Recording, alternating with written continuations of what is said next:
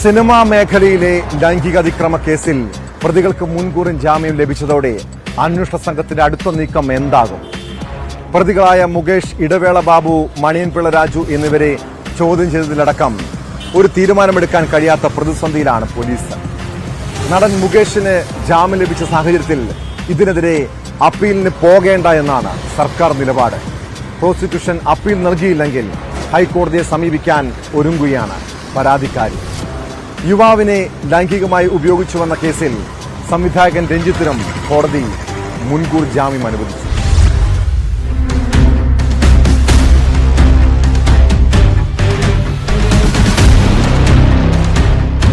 നടന്മാർക്കെതിരായ ലൈംഗിക അതിക്രമ കേസിലെ തുടർ നീക്കങ്ങൾ ചർച്ച ചെയ്യാനാണ് പ്രത്യേക അന്വേഷണ സംഘം യോഗം ചേർന്നത്. എം മുകേഷ് MLA മുൻകൂർ ജാമ്യം റദ്ദാക്കണമെന്നാവശ്യപ്പെട്ട് ഹൈക്കോടതിയിൽ അപ്പീൽ നൽകേണ്ട എന്ന് സർക്കാർ അറിയിച്ചതോടെ അന്വേഷണം എങ്ങനെ മുന്നോട്ട് കൊണ്ടുപോകണം എന്ന ആശയക്കുഴപ്പത്തിലാണ് SIT. ഇടവേള ബാബുവിന്റെ മുൻകൂർ ജാമ്യം റദ്ദാക്കാൻ ആവശ്യപ്പെടണോ എന്നതിലും തീരുമാനമായില്ല. പ്രതികൾ തെളിവുകൾ നശിപ്പിക്കാനോ പരാതിക്കാരെ ഭീഷണിപ്പെടുത്താനോ സാധ്യതയുണ്ടെന്നാണ് വിലയിരുത്തൽ. അതിനിടെ നിവിൻ പോളിക്കെതിരായ ബലാത്സംഗ പരാതിയിൽ യുവതിയുടെ രഹസ്യമൊഴി രേഖപ്പെടുത്തിയില്ല.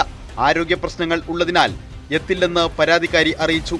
നിവിൻ പോളി നൽകിയ പരാതിയിൽ ഉടൻ അന്വേഷണം നടത്തും.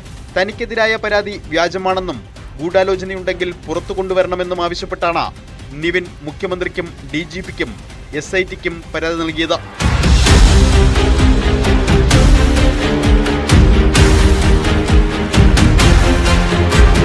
അതിനിടെ നടൻ മുകേഷിന് ജാമ്യം ലഭിച്ച സാഹചര്യത്തിൽ ഇതിനെതിരെ അപ്പീലിന് പോകേണ്ട എന്നാണ് സർക്കാർ നിലപാട്. പ്രത്യേക അന്വേഷണ സംഘം നൽകിയ കത്ത് പ്രോസിക്യൂഷൻ മടക്കും. അപ്പീലിന് സാധ്യതയില്ലെന്ന് മറുപടി നൽകാനാണ് തീരുമാനം. എന്നാൽ പ്രോസിക്യൂഷൻ അപ്പീൽ സമർപ്പിക്കുന്നില്ലെങ്കിൽ ഹൈക്കോടതിയെ സമീപിക്കാൻ ഒരുങ്ങുകയാണ് പരാതിക്കാരി. ഹർജി ഹൈക്കോടതി പരിഗണിച്ചാൽ സർക്കാർ നിലപാട് വ്യക്തമാക്കേണ്ടി വരും. അപ്പീൽ നൽകുന്ന കാര്യത്തിൽ അഭിഭാഷകരുമായി ആലോചിച്ച് 2 ദിവസത്തിനുള്ളിൽ തീരുമാനമെടുക്കും. അതേസമയം യുവാവിനെ ലൈംഗികമായി ഉപയോഗിച്ചു എന്ന കേസിൽ സംവിധായകൻ രഞ്ജിത്തിന് മുൻകൂർ ജാമ്യം അനുവദിച്ചു. കോഴിക്കോട് മാങ്കാവ് സ്വദേശിയായ യുവാവിന്റെ പരാതിയിലുള്ള കേസിലാണ് മുൻകൂർ ജാമ്യം. അതിക്രമം നടന്നത് ബംഗളൂരുവിലായതിനാൽ അവിടേക്ക് കേസ് കൈമാറുന്നതായി പോലീസ് കോടതിയെ അറിയിച്ചു. ഇക്കാര്യം കൂടി പരിഗണിച്ചാണ് ഇടക്കാല ജാമ്യം നൽകിയത്.